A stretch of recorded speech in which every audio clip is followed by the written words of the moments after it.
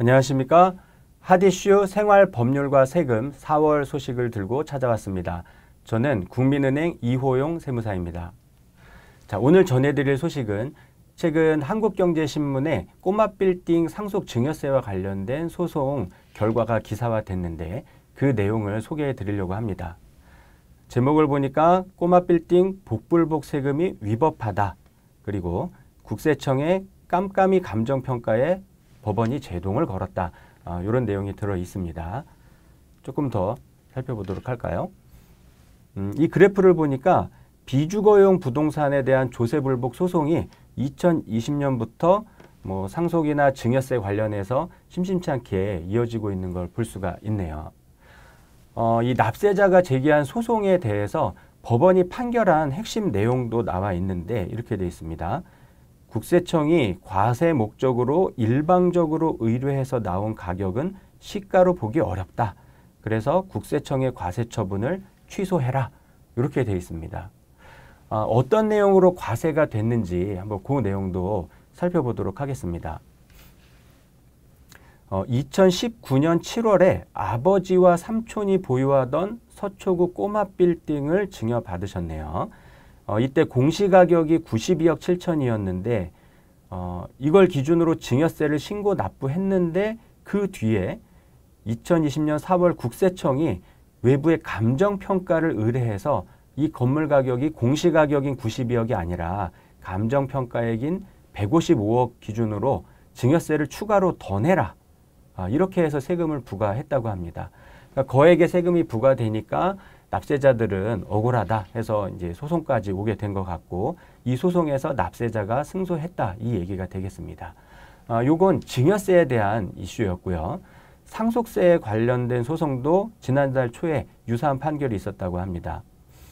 아버지가 사망하면서 영등포구에 있는 꼬마빌딩 두 채를 상속받았는데 이때 공시가격 33억 기준으로 상속세 9억 8천을 자진해서 신고를 했는데 그 뒤에 국세청이 감정평가를 해서 평가액 84억 9천만 원을 근거로 추가로 26억의 상속세를 더 내라. 이렇게 해서 추가 세금 부과가 됐다고 합니다.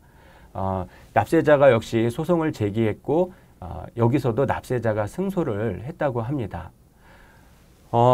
이 국세청에서는 어떤 근거로 세금을 부과했을까? 이걸 한번 살펴보도록 할게요.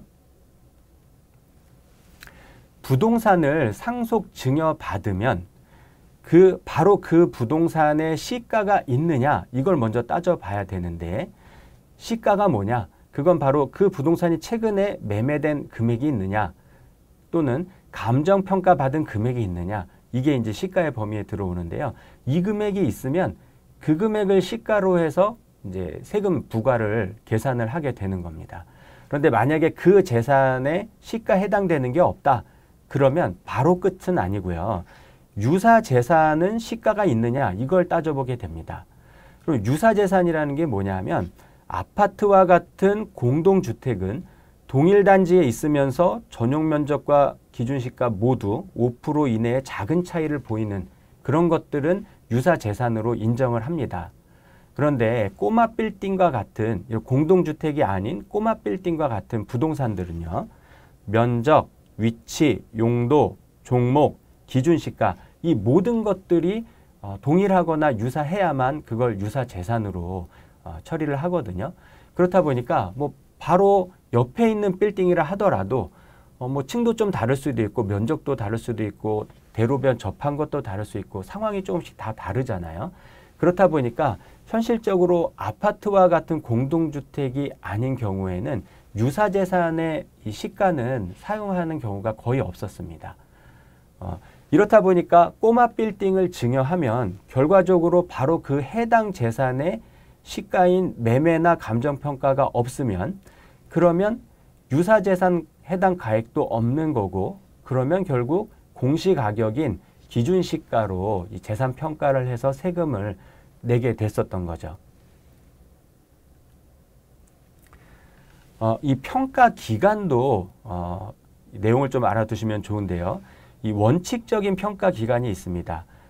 현재 기준으로 보면 증여의 경우에는 과거 6개월, 증여일 기준으로 과거 6개월, 그리고 증여한 날로부터 앞으로 3개월 요 기간을 원칙적인 평가 기간이라고 하는데요.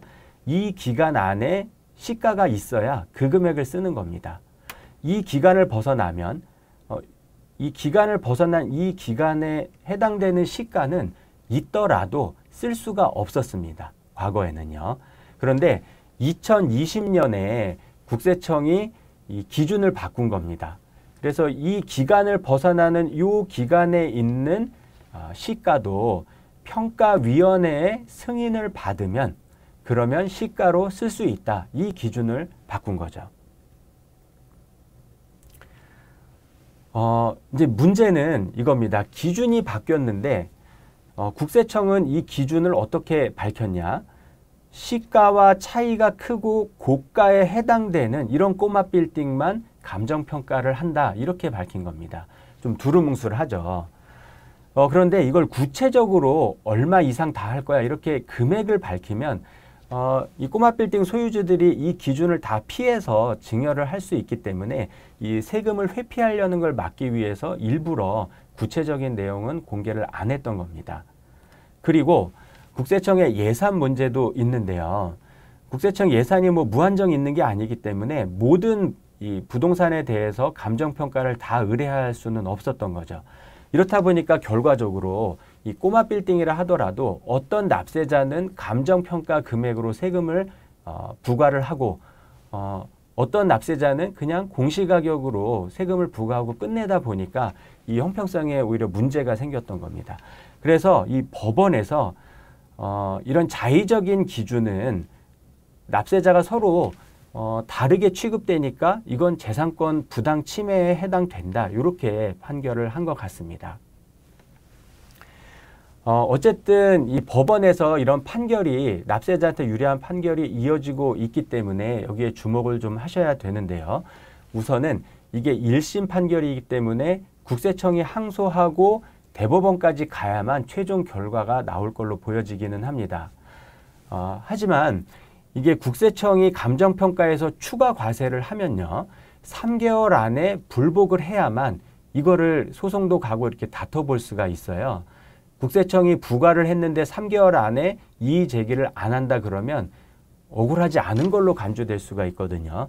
그래서 꼬마 빌딩을 소유하고 계시면서 상속 증여 때문에 이 감정평가로 과세되는 분들은 우선 조세불복 절차를 진행하셔야 불이익이 없으실 걸로 판단이 됩니다. 우선 여기까지 제가 내용을 간단히 설명을 드리고 조금 더 구체적인 상담이 필요하신 분들은 이 세무 전문가를 찾아서 상담 받으시길 권유드리면서 오늘 내용 소개를 마치도록 하겠습니다. 경청해 주셔서 감사합니다.